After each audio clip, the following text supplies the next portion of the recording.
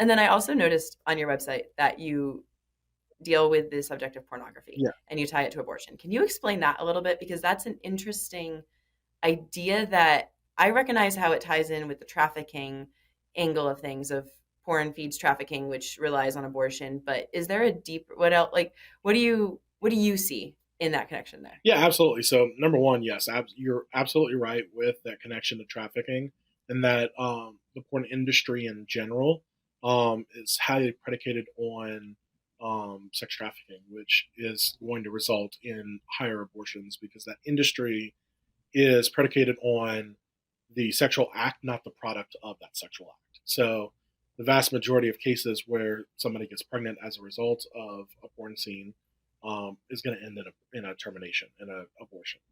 But even deeper, it speaks to the psychology of men.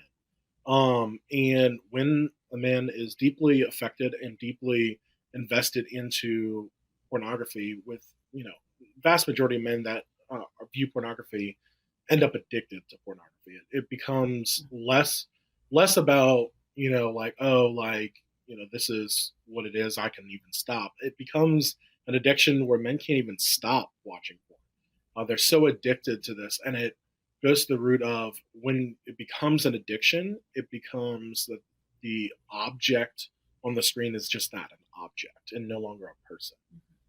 So when you are dehumanizing the person on the screen or on whatever means of pornography you're watching, um, when you're able to disassociate the personhood, the humanity from that person behind it, the being behind it, what's to stop you from dehumanizing the life that you can't see in the world?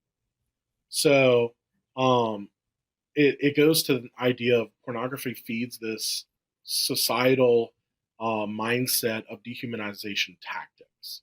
Um, and when you're able to dehumanize a whole um, group of people, I mean, you think about it, we can even step back from the issue of pornography for a second and look at just any societal organizations that have dehumanized a person in general or a group of people in general. Look at like Nazi Germany dehumanizing the Jewish people, and it allowed for a mass genocide of the Jewish people. Um, and that's the same kind of mindset that pornography envelops in the world today, is that we view the people as objects. And therefore, when we view any group of people as objects, we can view the unborn as an object rather than a person.